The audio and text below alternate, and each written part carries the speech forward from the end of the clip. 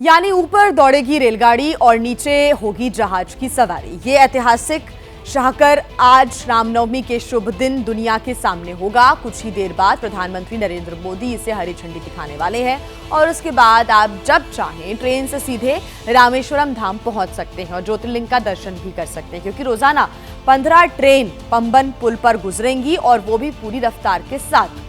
समंदर के ऊपर ट्रेन का ये सफर रोमांचक भी होगा और बेहद सुरक्षित भी होगा। इस दौरान किसी तरह की कोई चूक ना हो, कोई हादसा ना हो, इसकी फुल प्रूफ तैयारी भी है। कितना मजबूत है पंबन पुल की सुरक्षा व्यवस्था को लेकर क्या तैयारियां की गई हैं, आपको रिपोर्ट में दिखाते हैं। 26 मार्च 2024, बाल्टीमोर, अमेरिका। आधी रात का वक्त था। अमेरिका के बाल्टीमोर में डाली नाम का ये विशाल कार्गो शिप सैकड़ों टन खतरनाक केमिकल लेकर कोलंबो के लिए निकला था। लेकिन इस ब्रिज के नीचे से गुजरते वक्त वो रास्ता भटका और पुल के पिलर में टक्कर मार दी। इस टक्कर में अमेरिका का फ्रांसिस स्कॉट की ब्रिज धराशायी हो गया। ये दुनिया का तीसरा सबसे लंबा पुल था। इस पर 935 करोड़ रुपए खर्च हुए थे।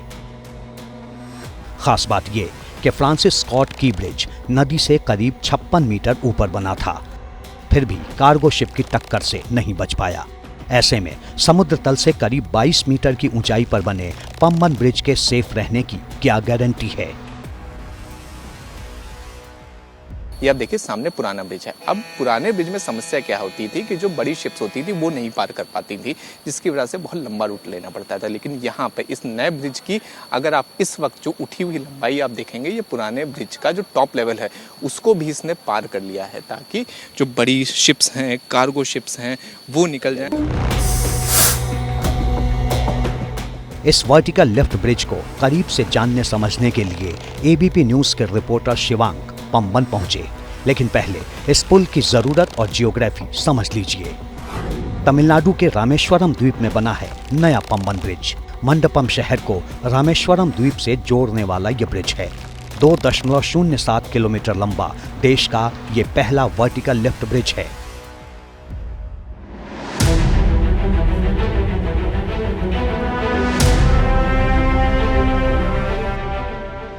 बता दें कि ये वर्टिकल लिफ्ट ब्रिज अंग्रेजों के जमाने वाले उस पुराने रेल पुल की जगह लेगा जो 110 साल पहले 1914 में शुरू हुआ था। वही पुल जिसे पार करते वक्त 60 साल पहले पंबन धनुषकोडी पैसेंजर ट्रेन तूफान के चलते समंदर में समा गई थी।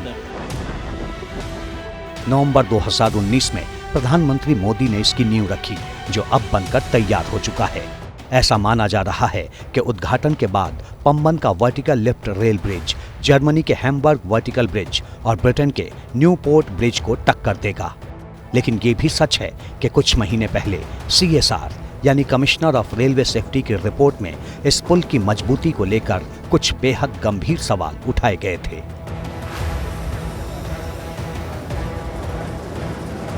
ये जो पंबन ब्रिज लगातार बन रहा है, इसको लेकर रेलवे कमिश्नर ने अपनी रिपोर्ट में बताया था कि ब्रिज में कई जगह ऐसी हैं जो जहां पर कोरोजन मौजूद है। पुल के ऊपर आप साफ साफ देख सकते हैं कि किस तरह से रस्टिंग आई हुई है। ये भारत का दूसरा सबसे ज्यादा कोरोजिव एरिया है। नमकीन पानी है, मलक्का की खाड़ी से लेकर बे ऑफ बंगाल तक का पानी यहाँ पर आता है, तो इसकी वजह से ये कारण बताया जा रहा है। CRS ने भी अपनी रिपोर्ट में यही कहा था कि इसको लेकर कुछ इंतजाम करने हैं, जो हालांकि अभी कमेटी बना दी गई है।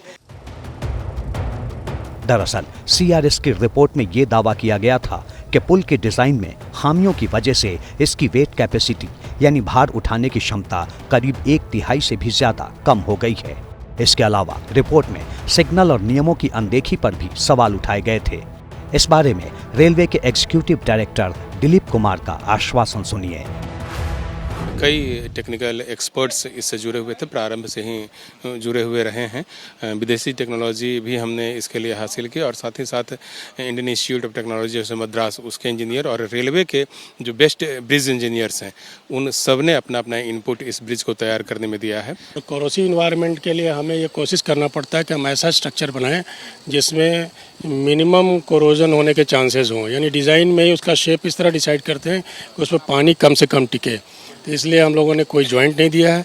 इसके जो एजेज हैं वो भी राउंड ऑफ किए हुए हैं, जिससे इस पर पानी टिकेगा नहीं। दूसरा, इसके ऊपर प्रोटेक्शन लेयर दिया हुआ, जो आप वाइट कलर का देख रहे हैं, ये पेंट है, ये पॉलीसिलॉक्सेन पेंट है, जो कि 125 माइक्रोन की पेंटिंग की गई है। ये कम से कम जो है 30 साल की डिज़ाइन पीरियड, 30 साल से ज़्यादा की डिज़ाइन पीरियड है।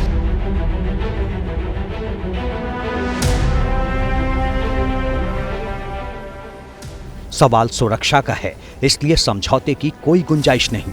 पुराने पंबन पुल की खामियों को ध्यान में रखते हुए इस नए पुल में मजबूती के लिए कई खास बंदोबस्त किए गए हैं। मसलन पुराना पंबन पुल एक कैंटिलीवर ब्रिज था, जबकि नया पुल वर्टिकल लिफ्टिंग ब्रिज है। पिछले ब्रिज का लिफ्टिंग सिस्टम मैनुअल था, जबकि नए ब्रिज का पूरा सिस्टम ऑटोमेटिक है। पुराने पंबन ब्रिज को खुलने में 15 से 25 मिनट लगते थे, पर नया ब्रिज 4 से 5 मिनट में खुल जाएगा। पुराना पुल समुद्री हवा और जंग से कमजोर हो गया था, लेकिन स्टेनलेस स्टील से बना नया पुल जंगरोधी है। समुद्र तल से 41 फीट ऊंचे पुराने ब्रिज से सिर्फ छोटे जहाज ही गुजर सकते थे, लेकिन 72 फीट ऊंचे नए ब्रिज से बड़े जहाज भी आसानी से गुजर सकते हैं। पहले वाला ब्रिज समुद्री तूफान को झेलने में कमजोर था, लेकिन नया ब्रिज 100 किलोमीटर की रफ्तार वाले तूफान का भी सामना कर सकता है। ये स्ट्रक्चर सिर्फ रेलवे के ट्रांसपोर्टेशन के लिए नहीं, बल्कि यहाँ शिप पास करने के लिए भी है। जो पुराना जो सर्जर स्पैन है, वो दोनों लीफ अलग खुलती थी और उसके सेंटर में जो है वो स्पेस क्रिएट होता था, जिसमें से शिप पास होती थी। बट ये जो और उसके जो जॉइंट थे वो कैंटिलीवर जॉइंट थे, जो कि वो बहुत सेफ नहीं होते हैं। यहाँ सारे जॉइंट पियर के ऊपर हैं और ये पूरा का पूरा स्पैन एक साथ एक बराबर उठता है। नए पंबन पुल की उम्र करीब 150 साल तक होने का दावा है, जो वक्त की कसौटी पर ही तय होगा। फिलहाल सबको इंतजार उस लम्हे का है जब देश के पहले वर्टिकल लिफ्ट ब्रिज पर समंदर में सबसे रोमांचकारी रेल यात्रा शुरू होगी।